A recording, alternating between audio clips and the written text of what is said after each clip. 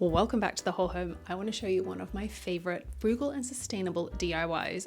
I'm actually not a big DIYer of personal care products, but there are two that I absolutely swear by, and those are hair gel and leg wax or hair removal wax. I'm going to show you how to make it from things that you probably have in your pantry: vinegar and white sugar, or any sugar. This makes the best, most effective wax. I use it for my legs, my bikini line, and my eyebrows. But I'm not gonna lie to you, it is not an easy, foolproof DIY. Because you're heating sugar, and sugar changes as you heat it, you've got to get it to the right point. It takes a bit of getting used to, not to use it as wax, but to figure out how to do the heating process. And I will give you tips as we go for how I think you can make it as easy as possible. But I will tell you, it is so worth it because everything at the end can go in the compost. The ingredients are so cheap. And for me, who is not the most organized person, when I remember that I need to wax my legs because we're going somewhere and I want to wear something where I would like to wax my legs, I don't have lemons, which a lot of recipes require lemon.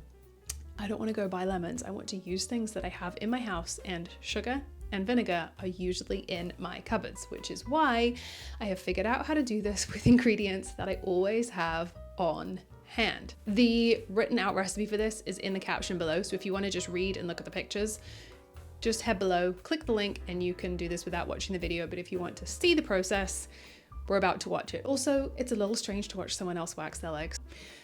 I chose to show you me waxing my own legs because I think it's actually helpful to see the process and how it works. I didn't include waxing my bikini line. You just get my legs and my eyebrows. It is a DIY that I highly recommend for sustainability, to be frugal, for how well it works. So here we go.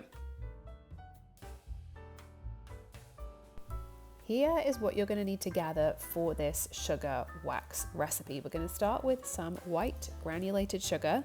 Some apple cider vinegar is what I use, but the vinegar that you keep in your pantry will work. And then a bowl, a saucepan, a measuring cup, and a spoon.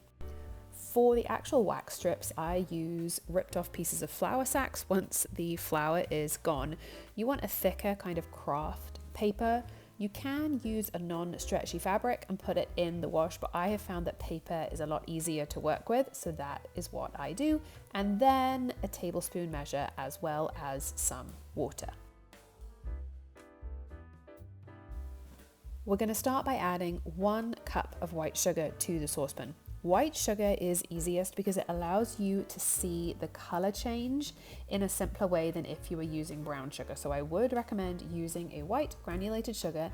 Then we're going to add in 4 tablespoons of water and 4 tablespoons of vinegar.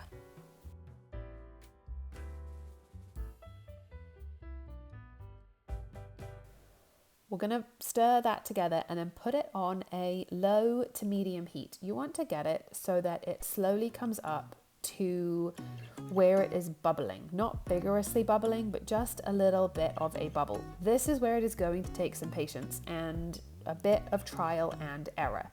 This is the bubbles beginning to form as the sugar begins to cook. And this is what we want to see through the cooking process.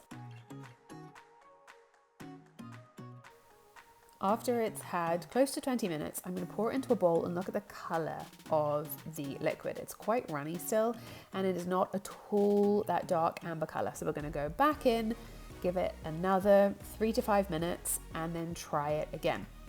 This time we do see a lot of bubbling and a slightly darker color. Now, I'm about to find out that this actually is not quite ready, but I wanted to show you what happens and how you can rectify it. So I have allowed it to cool. We'll talk more about that later. And I'm going to apply it onto my leg.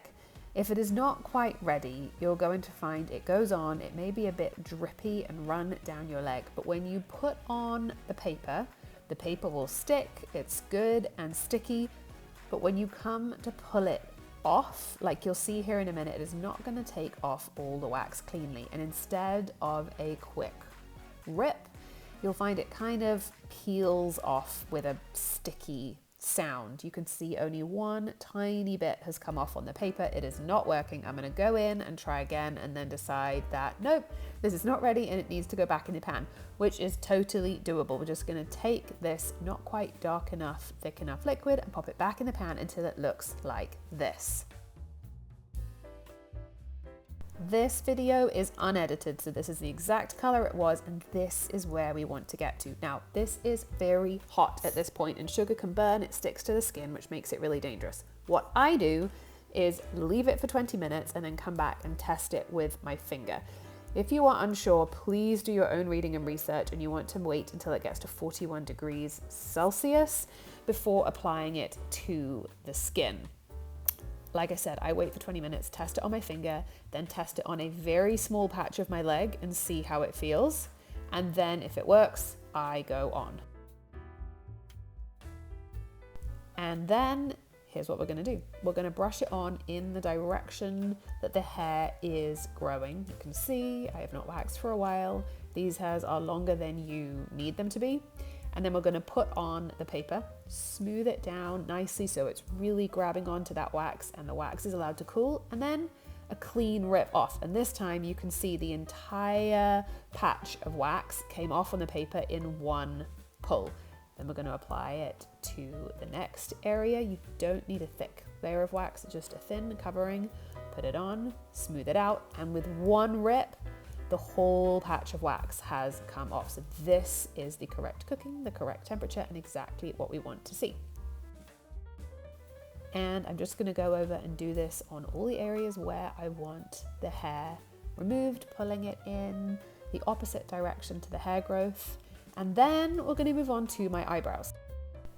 I do this after my legs so that it has cooled a little bit more, and I both apply the wax where I want to remove the hair, but I also cut or tear the paper to be the correct shape, just in case I've got wax somewhere that I didn't want to remove the hair.